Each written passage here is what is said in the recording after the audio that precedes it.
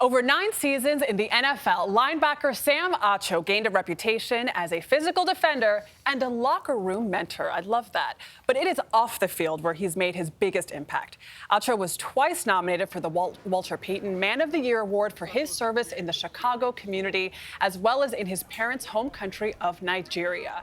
He has continued that work since retirement and now serves as an ambassador for the International Justice Mission. His new book is Change Starts With You, Following Your Fire to Heal a Broken World. It aims to help readers achieve their dreams and make the world a better place. Sam Acho, welcome. It's so good to see you. It's good to see you as well. So excited about your book. Now, you call this not a how-to book, but a let's do book. What does that mean? Well, so many people write books and it's like, hey, this is how you do this or how you do that. But my book is really an idea of, like, how do we do this together? The change we want to make in the world, whether it's in our families, in our communities, in our cities, or even in ourselves, how do we do that together? And so this book really helps guide me and others of how to make a change in the world.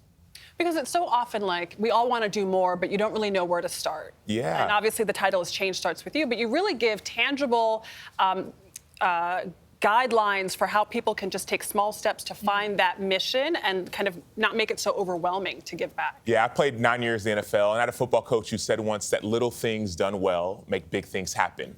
Talked about little things done well make big things happen. And so often we think that we want to make these huge strides and make these major changes, but we don't know where to start.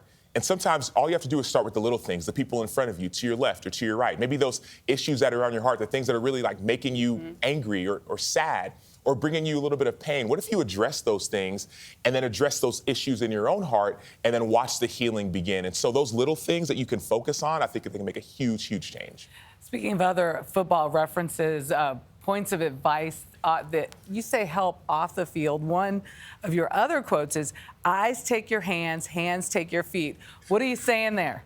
Well, in a football sense, we always talk about what you focus on, right? If you see a lot, they say you see a lot, you see too much, you don't see anything. But if you see a little, you see a lot, right? So if you focus on one thing, let's say for me, it's like I want to make a change in the city of Chicago where I played and where I lived and where I worked. It's not about this huge world change. No, like there's one person in one city. There's a young girl named Nazaria who I became a really great friend with, 15-year-old girl who we worked together. We actually made a huge change in our community because of that one conversation. I showed up week after week after week. She showed up week after week after week. And so all of a sudden, this one little thing, my eyes focusing on this one person, this one issue, it took my hands. Now let's have a conversation. Then my feet followed. And so in football, we say eyes take your hands, hands take your feet. But it also applies in life. Well, I mean, this is going to be an all quote-based interview, I think. I also have one. So faith is a big part of your life. Faith is part of the book. And about midway through, you have a line, God can outdream you. What do you mean by that? So I'm a follower of Jesus, and I'm a man of faith. And we think about dreams. And oftentimes we think that, well, I will never accomplish that. And it's too big or too grandiose or it'll never be done. And I feel like God's saying, no, just watch. Like, I want you to dream, but just watch. And people talk about faith without works is dead. So believe, but also like go and do and move and act. Don't just believe and sit down and like, I hope it's going to happen. No, I have a dream. Like I gave you a dream. Follow that dream, act on that dream, and watch people join you. And that's the thing we talk about. Even in this book, I talk about this idea of like, I didn't know we were going to make this huge change in Chicago. There was just this passion inside of me, and all of a sudden people started coming. And so it was a bigger dream than I could have imagined, but God outdreams every single one of us. We could all probably look at our examples in our lives. We never thought we'd be here, and there's more to come. Yeah, and saying it out loud, too. Yeah. Huge. Yeah. You were taking us to church this Yeah, right. So you and I have met before Yeah. because we did a story together, A More Perfect Union, for CBS Mornings about your work in Chicago.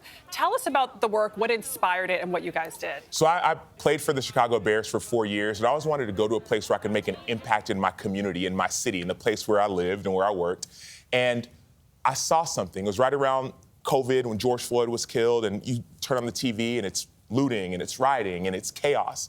And I decided to get some teammates and some friends together and just check it out. Like, let's see what's going on. And first we listened to some kids in the community, some police officers, some athletes, but also we took a tour of the west side of Chicago. And on our tour, we saw a food desert. Yes, we saw, buildings boarded up and broken glass. We saw this place that was like no healthy food, no food at all. There were 2 grocery stores and 17 liquor stores in a half-mile radius. And so little old me, I'm thinking, well, I'm an athlete. I like to eat food. I don't know much about like building restaurants and stuff.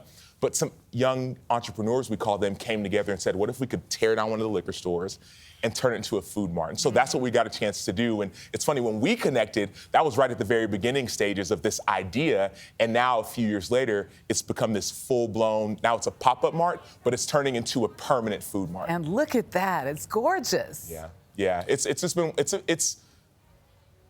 been unbelievable. It's been unbelievable. Speaking of unbelievable, by one estimate, there is a 0.023% chance of any given youth football player making it to the NFL, and you've got 2 NFL players in your family. So what's going on? I'm talking about your brother, Emmanuel Acho. Yeah, so our parents obviously did a great job. My mom and dad were both born and raised in Nigeria. So when they hear football, they think soccer, like the one with Right. But there was an opportunity, and obviously education was huge for us and our family.